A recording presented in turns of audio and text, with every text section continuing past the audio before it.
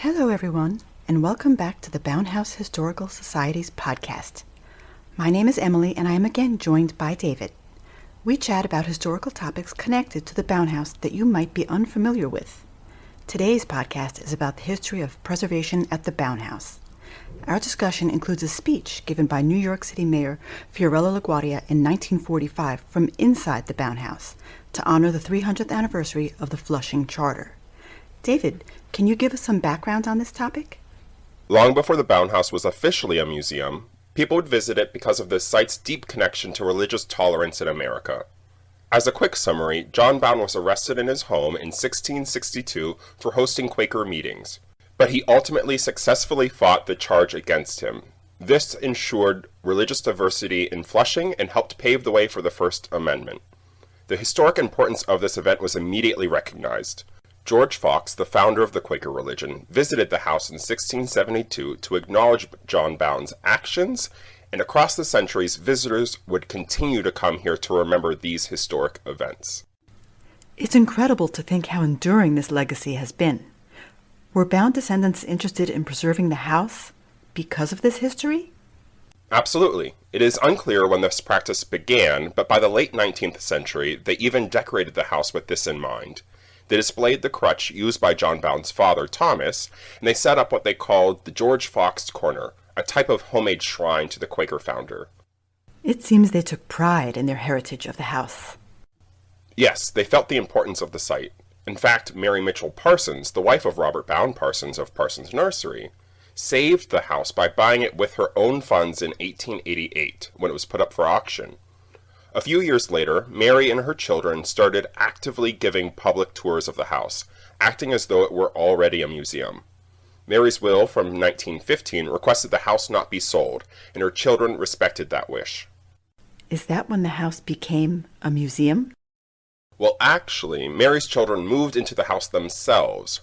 Her daughters Bertha and Anna could be seen dressed in period clothing, sitting out on the front porch to attract attention, and they would offer free tours of the house to passerbys. When they became too elderly to live in the house, there was a move to create the Bowne House Historical Society in 1945. But now, I would love to share an audio clip of a speech given by Mayor LaGuardia in 1945. He recorded inside the Bowne House to honor the 300th anniversary of the Charter of Flushing.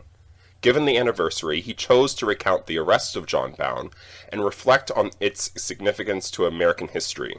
The audio comes from the New York City Municipal Archives, and we are happy to share a snippet now.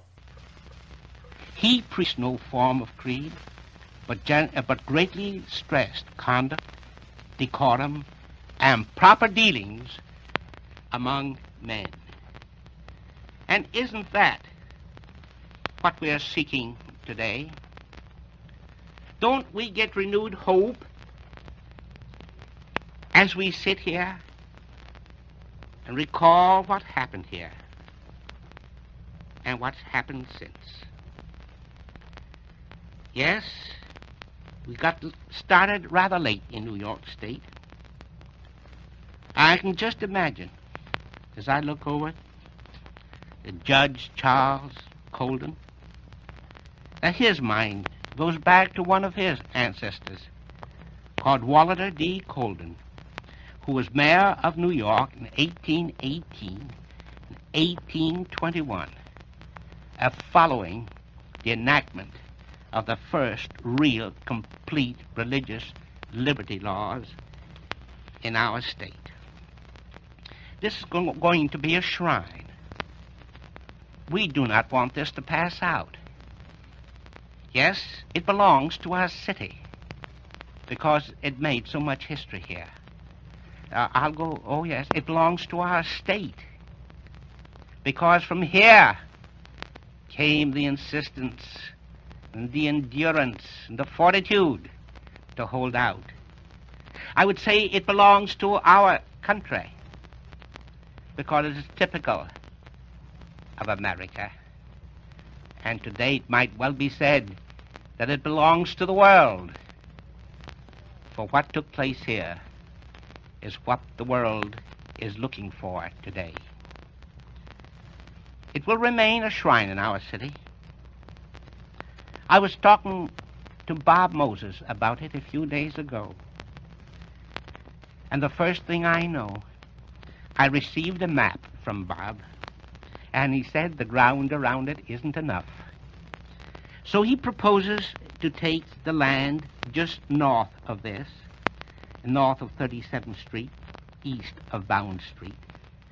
The president of the borough, James Burke, is here, and he's enthusiastic about it. And soon the maps will be presented to the Board of Estimate. And Bowne House will be in Bowne Park. The world struggles still. Sometimes in our own city, one feels as if there were a throwback. But it isn't. It's only the isolated instances of a few individuals. For really, New York City is a great community where men, women of all faiths live as good neighbors. Oh, it's great to hear those sentiments expressed by Mayor LaGuardia from almost 80 years ago. Thank you again for joining me, David. Please visit our website, bownehouse.org, to stay up to date on all our latest videos.